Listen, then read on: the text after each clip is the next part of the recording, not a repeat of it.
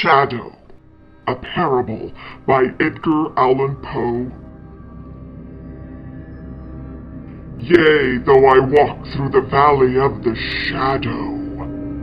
Psalm of David. Ye who read are still among the living, but I who write shall have long since gone my way into the region of shadows. For indeed strange things shall happen, and secret things be known, and many centuries shall pass away ere these memorials be seen of men.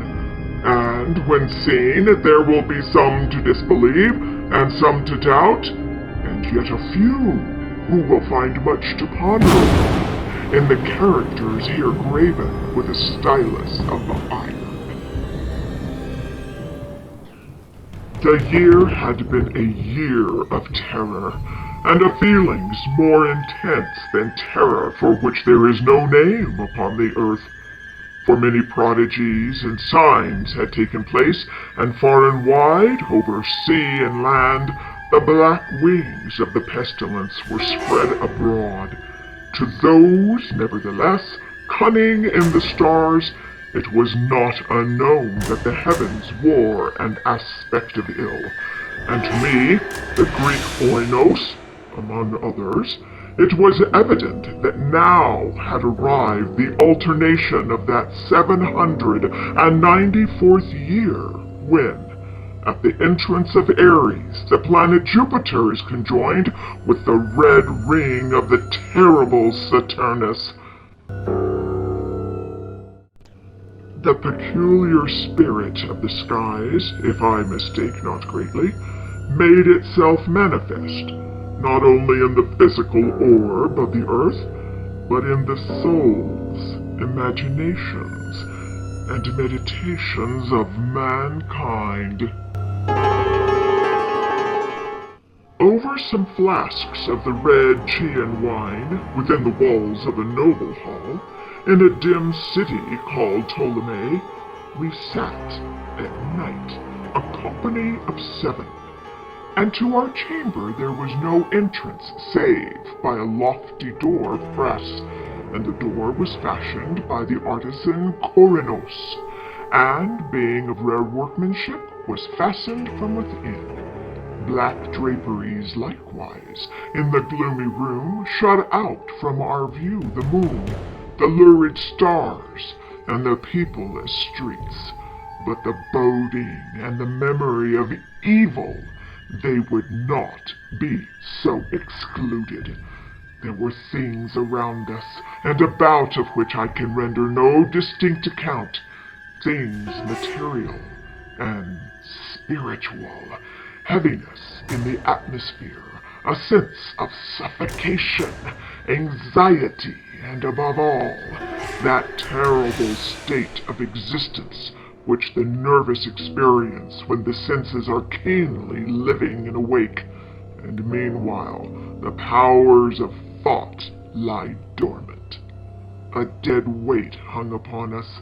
It hung upon our limbs, upon the household furniture, upon the goblets from which we drank, and all things were depressed, and borne down thereby, all things save only the flames of the 7 lamps which illuminated our revel.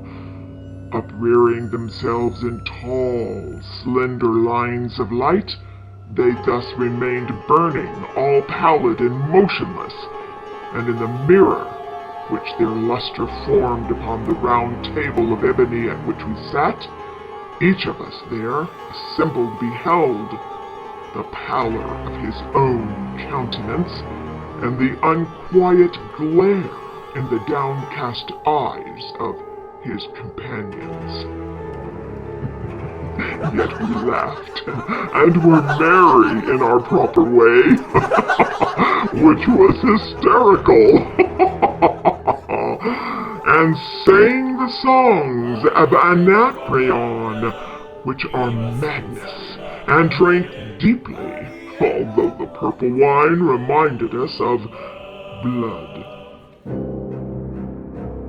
For there was yet another tenant of our chamber in the person of young Zoilus, dead, and at full length he lay, enshrouded, the genius and the demon of the scene. Alas, he bore no portion in our mirth, save that his countenance, distorted with the plague, and his eyes, in which death had but half extinguished the fire of the pestilence, seemed to take such interest in our merriment as the dead may happily take in the merriment of those who are to die.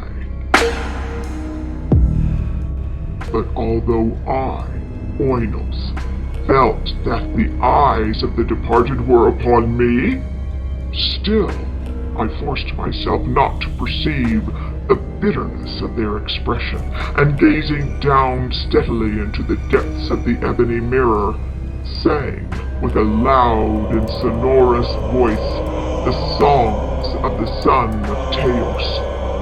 But gradually my songs, they ceased, and their echoes, rolling afar off among the sable draperies of the chamber, became weak and undistinguishable, and so faded away. And lo, from among those sable draperies where the sounds of the song departed, there came forth a dark and undefined shadow. A shadow such as the moon, when low in heaven, might fashion from the figure of a man. But it was the shadow neither of man nor of God, nor of any familiar thing, and quivering a while among the draperies of the room, it at length rested in full view upon the surface of the door of brass. But the shadow was vague and formless and indefinite, and was the shadow neither of man nor of God, neither God of Greece, nor God of Chaldea, nor any Egyptian god. And the shadow rested upon the brazen door, and under the arch of the entablature of the door, and moved not, nor spoke any word, but there became stationary and remained. And the door whereupon the shadow rested was, if I remember aright, over against the feet of the young Zoilus enshrouded.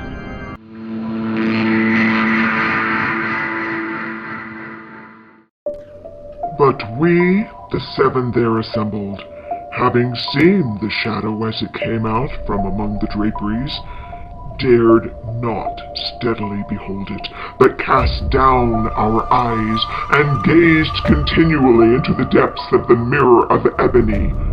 And at length I, Oinos, speaking some low words, demanded of the shadow its dwelling and its appellation. And the shadow answered, I am Shadow, and my dwelling is near to the catacombs of Ptolemy, and hard by those dim plains of Helutia which border upon the foul Geronian Canal.